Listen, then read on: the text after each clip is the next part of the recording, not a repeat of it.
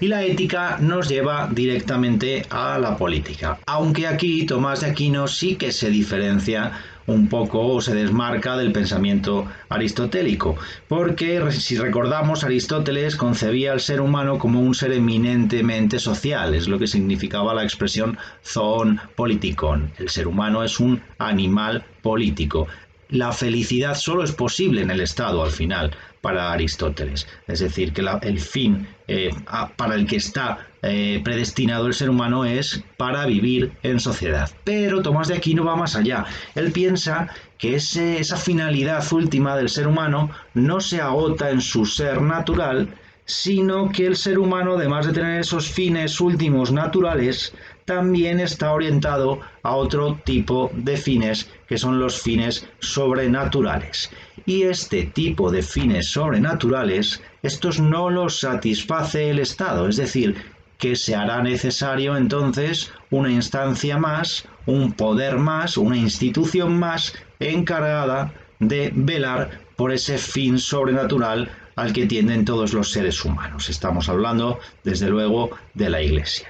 Pero lo más importante de la política de Tomás de Aquino es esa doctrina suya de la ley natural, la diferencia entre la ley natural, la ley positiva y la ley eterna o la ley divina. Vamos a ver esto despacio. Sabemos que el ser humano entonces está sometido de alguna manera a diferentes tipos de leyes. La que le somete por el mero hecho de ser una sustancia natural al ser humano es la ley natural.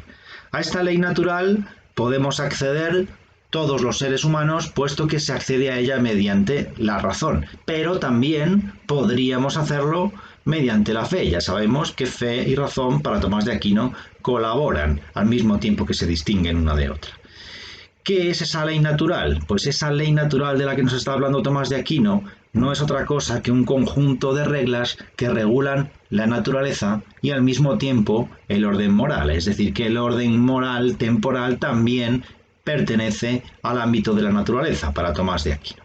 Y bien, ya sabemos qué es esa ley natural, un conjunto de reglas que rigen la naturaleza y el orden moral, pero ¿cuál es su contenido? ¿O de dónde se obtiene su contenido? O lo que es lo mismo, ¿cómo se fundamenta esta ley natural?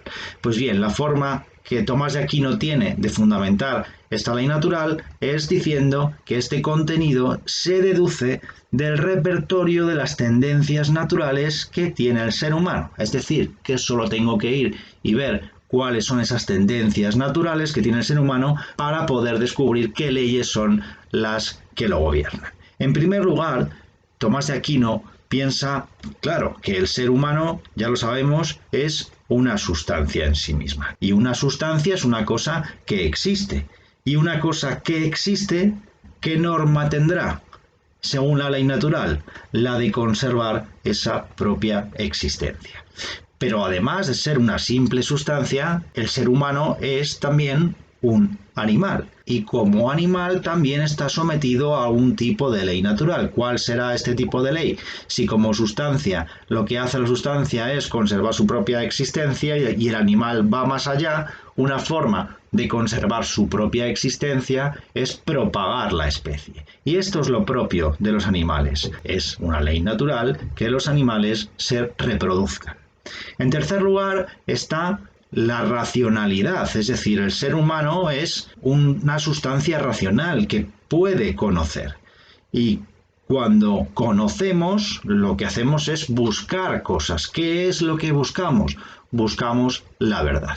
En este sentido, entendiendo al ser humano como un ser racional que tiende a buscar la verdad, queda claro entonces que hay una serie de verdades que el ser humano va a buscar inevitablemente. Y de todas ellas, la más importante, la más especial de todas, es alcanzar el conocimiento de Dios. Ese es su fin último como ser racional, llegar al conocimiento de Dios. Ahora bien, el ser humano no solo es un ser racional, sino que además, ya lo sabemos desde Aristóteles, es un ser político. Entonces, ¿qué quiere decir esto? Que está en su naturaleza, efectivamente, vivir en sociedad. Y es por eso, y aquí está el fundamento de que exista una ley ética, es decir, una ley que forma parte de la ley natural. Dentro de la ley natural, los seres humanos también tienen otra serie de códigos y la ley ética es uno de ellos. De esta manera, establece Tomás de Aquino que el principio moral más general que aspira a la mayor universalidad, por así decir, a ser compartido y respetado por todos, es la primera norma de la ley natural que él formula así: haz el bien y evita el mal. Esto a lo que se llama técnicamente sindéresis, es decir, que alude a la capacidad que nosotros tenemos de juzgar rectamente. Igual que podemos equivocarnos, también tenemos la capacidad para poder acertar. Es sin duda la primera de las normas de esta ley ética, que no es otra cosa que la ley natural aplicada al orden de la moral. Pues bien, además de esta ley natural y de esta ley ética o ley moral, se necesitan otro tipo de normas que regulen la convivencia. Este tipo de normas las establecemos los seres humanos, y este tipo de normas requiere que actúen como una prolongación de la ley natural. No pueden oponerse a la ley natural, sino que son una prolongación. A estas prolongaciones de la ley natural que regulan la convivencia entre los seres humanos, lo que nosotros hoy llamamos derecho, es la ley positiva. Así la denomina Tomás de Aquino, la ley positiva. Ya tenemos la ley natural, ya tenemos la ley positiva. Nos falta una, que es a la que se someten ambas leyes, tanto la ley natural como la ley positiva. Están sometidas a una tercera ley, que es la ley eterna, la ley divina, que no es otra cosa que el ordenamiento al que Dios ha sometido al mundo.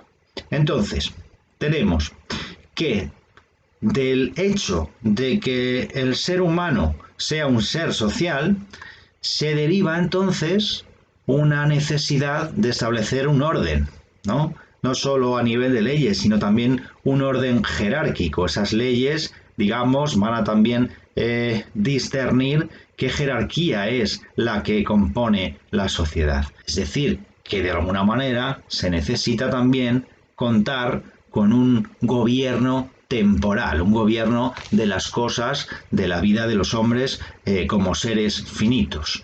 La ley eterna o ley divina está fuera del alcance humano. Sin embargo, aquí en la tierra nosotros necesitamos también gobernarnos y ponernos de acuerdo para garantizar la convivencia entre nosotros. Por eso Tomás también se pronuncia en cuanto a cuál sería la forma de gobierno temporal más deseable para la sociedad, y para él la más deseable es pues la que ya había señalado Platón en su momento, la monarquía. La monarquía parece ser la más deseable siempre y cuando, dice Tomás, pues exista alguien que reúna todas las condiciones suficientes como para poder gobernar de forma justa.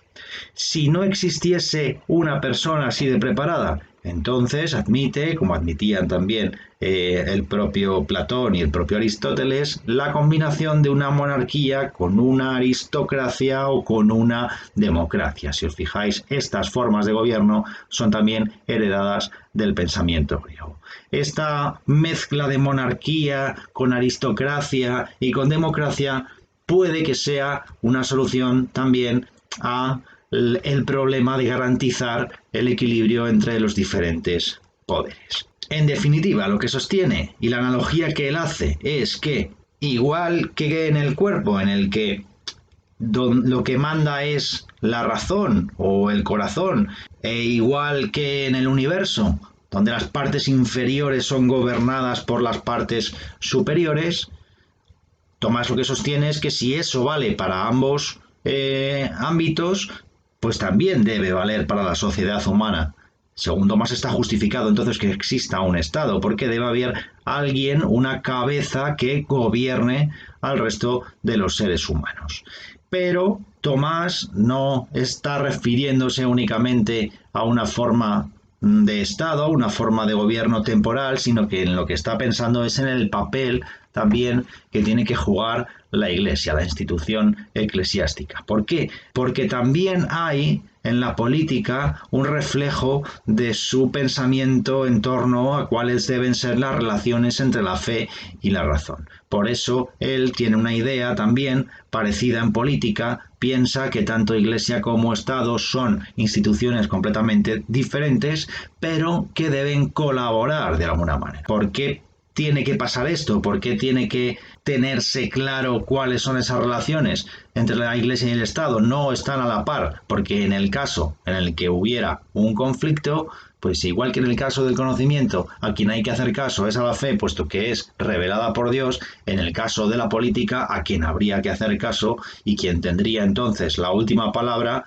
sería la Iglesia, porque la Iglesia es la representación de Dios en la tierra. En caso de conflicto, entonces, los fines religiosos deberían prevalecer siempre sobre los fines políticos. El fin religioso de toda la sociedad, dice Tomás de Aquino, es ordenar aquellas cosas que conducen a la felicidad celestial y prohibir las contrarias. Por eso el Estado tiene que subordinarse a la Iglesia, porque el fin del ser humano, lo hemos dicho, no es solo natural, es también sobrenatural, y en asuntos de lo sobrenatural, quien tiene legitimidad es la Iglesia, quien tiene poder es la Iglesia, por eso tiene que ser superior al Estado. Debe abstenerse el Estado de intervenir en aquellas cuestiones relativas a los asuntos de la vida natural. El caso es que cualquier ley promulgada por el Estado debe estar de acuerdo con la ley natural, y con esto se reafirma pues ese trasfondo religioso que hay en todo el pensamiento de Tomás de Aquino, también en su política. Cualquier ley, dice Tomás, que atentara contra la ley natural podría ser legítimamente desobedecida. Con esto llegamos al final. Simplemente unas últimas palabras de esta suma teológica en la que explica o define perfectamente esta idea de la ley natural, la ley divina y la ley eterna. Siendo la ley, como ya hemos dicho, regla y medida, puede encontrarse en un sujeto de dos maneras, como en sujeto activo, que regula y mide, y como sujeto pasivo, regulado y medido, porque una cosa participa de una regla y medida en cuanto es regulada y medida por ella. Por eso, como todas las cosas que están sometidas a divina providencia, sean reguladas y medidas por la ley eterna, como consta por lo dicho, es manifiesto que todas las cosas participan de la ley eterna de alguna manera, a saber, en cuanto que por la impresión de esa ley tienen tendencia a sus propios actos y fines. La criatura racional, entre todas las demás, está sometida a la divina providencia de una manera especial, ya que se hace partícipe de esa providencia, siendo providente sobre sí y para los demás. Participa pues de la razón eterna. Esta le inclina naturalmente a la acción de vida y al fin. Y semejante participación en la ley eterna, en la criatura racional, se llama ley natural.